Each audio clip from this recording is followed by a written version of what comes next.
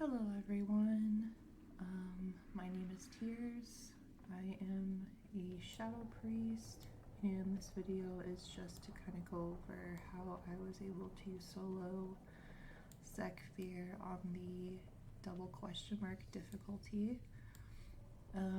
This footage right here is post completion of the encounter, but we'll go over kind of talent trees and what I used to do this fight as far as setups go, and then we'll get into the video on the actual fight. For starters, I am spec'd into Void Weaver. I know a lot of people prefer Archon, but I'm just really more comfortable with the Void Weaver playstyle. Plus, it does a really decent amount of burst damage to take down that pesky little hatchling that can very easily turn the encounter upside down. So I have this set up for non-delves, but the important key things here are I do take off Mass Dispel, and I will use Phantasm, which is important because Phantasm allows your Fade to remove all snare effects, which is very important and useful for one of the mechanics that can very easily kill you. The other is I did take off Screams of the Void. Now, this is where I struggled a bit because I had to kind of play around with my talent tree when I was not really progressing much on the boss. I did take off Screams of the Void to take Last Word, which reduces the cooldown of silence by 15 seconds. This really was just a personal preference for me because I noticed that during phasing into phase 2, my silence would sometimes not line up with his heal cast, which was very frustrating because he will go from 59% back up to 75%.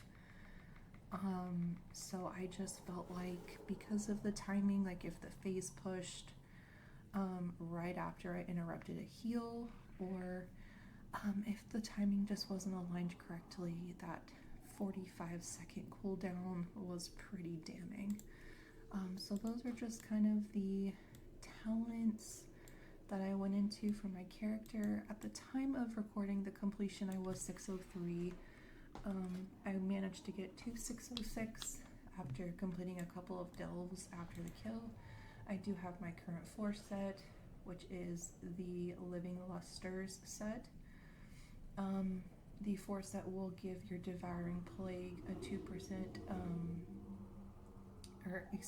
Devouring Plague will increase your damage done by 2% for 10 seconds every time you cast it, and it can stack, so super helpful. And then it does increase the duration of Devouring Plague by a second, which synergizes super well with Void Weaver, because Void Weaver does have a talent where every time you use your Devouring Plague, it increases the radius and it becomes more empowered. Here it is, Collapsing Void. That's the final talent, of course.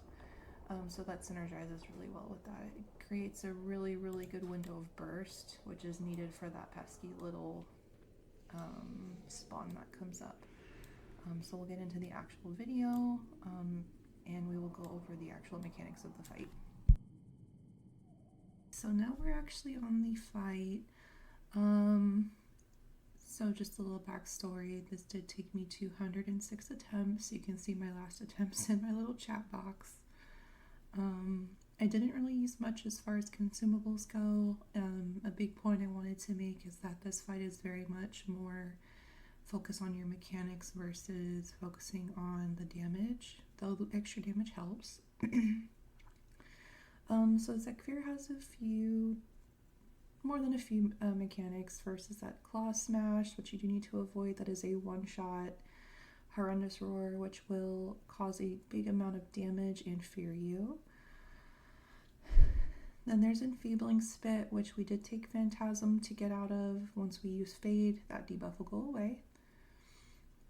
And then we have that Hatchling that comes out, which we do want to blow our cooldowns for and melt that down as soon as possible while avoiding the other mechanics. And then there's the Regenerating Carapace, which you do need to kick. And then Claw Smash. So it kind of just goes from there. Phase 1 is pretty straightforward. There's also Angler's Web, which is very easily avoidable. I did want to point out that I do use the Porcelain Arrowhead and Anamorphous Relic. The Anamorphous Relic is really, really useful if you can get to the miniature size, because it does give you a 20% speed boost, which is really helpful to get out of those puddles in his Claw Smash. The first phase is really straightforward. It is the same rotation of different movesets, and you're just combating those. For Shadow Priest, it can feel kind of daunting because a lot of our moves are cast, but we make it work.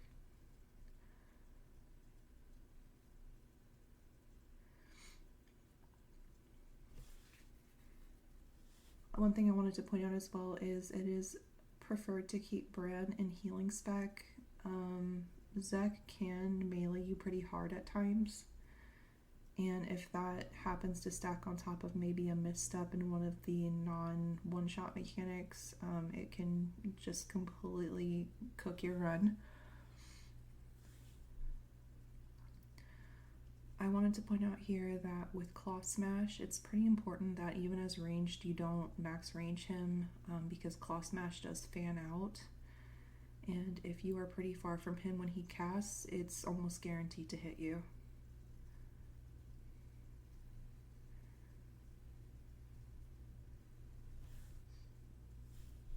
And the fight's progressing pretty well. See, we got pretty low health there just from his melee. Those 4 potions help a lot. You can also use Desperate Prayer or Vampiric Embrace if you are getting pretty low and like the potions are despawning. It is kind of an important note to make as well. If you are feared near the doorway, or if Bran is feared near the doorway and has threat, he will reset the boss. So just be mindful of that. Especially since we're using Fade to drop debuffs, Bran does get threat a lot of the time.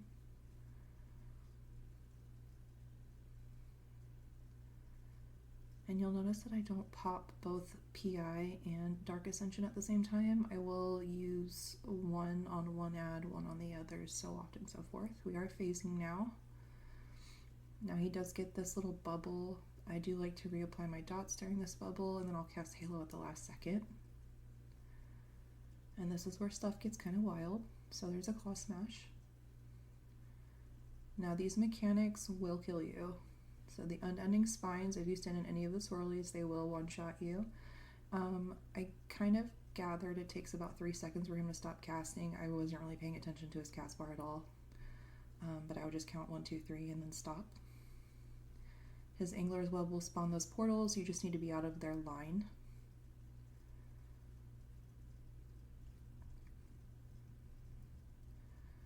Regenerating Carapace.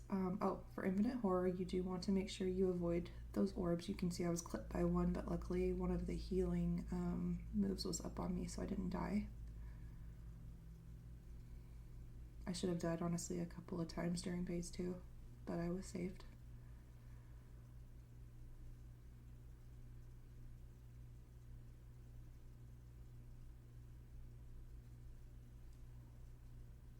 The Blood Infused Carapace does, I believe, or I feel like at least have a shorter cast time, so just be mindful of staying on top of it because you do not want him to heal. Got another Unending Spine. And yeah, like I said, I usually counted to 3 and stopped. That's when I noticed the swirlies stopped coming onto the ground. Just so you can get a little bit more damage in. You can see those Angler's Webs shoot from portal to portal. Just make sure you don't stand between 2 portals.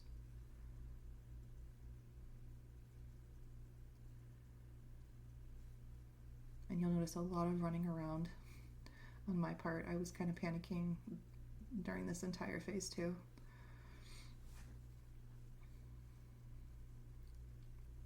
And as Shadow Priest, we do have Dispersion in case stuff really hits the fan.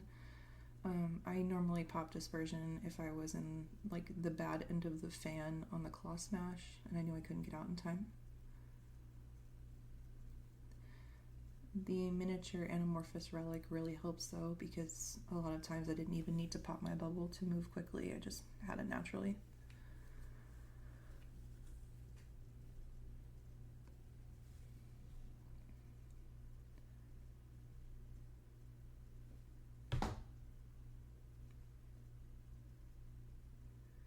And the snare break for Fade really helps during this fight. It's a lifesaver because we don't have to rely on having to somehow come up with 2 kicks.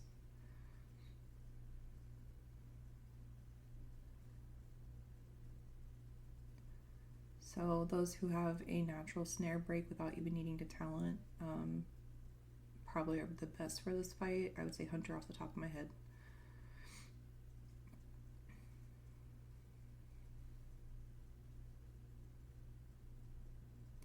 One thing to mention though is because we use Fade, and like I mentioned earlier, Threat does drop pretty often, that can kind of alter the way he is casting his Claw Smash, so just be aware of that. It can sometimes work in our favor, because if he's hard focused on Bran, it will go towards Bran. But sometimes I've noticed he can gather Threat on us at the last second and kind of swoosh around to us and then catch us off guard. So just be mindful of that, and just mindful of your placement. Even as ranged, I stood pretty close to him prior to phase 2. The only reason during phase 2 I'm more spread out from him is because of the unending spines. Just want to be in good placement for that. And it's really rinse and repeat from there.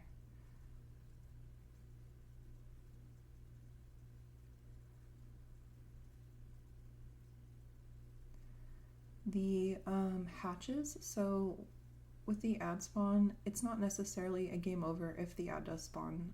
It'll spawn at like, I believe 20% health. Even if you got the egg down to like 0.5% health, it will still come in at 20%. The spider is a little bit harder to kill than the egg though, and that cast will stun you, knock down most of your health, and that stun is 5 seconds long, so sometimes I'll disperse out of it and hope for the best, and most of the time it results in a wipe.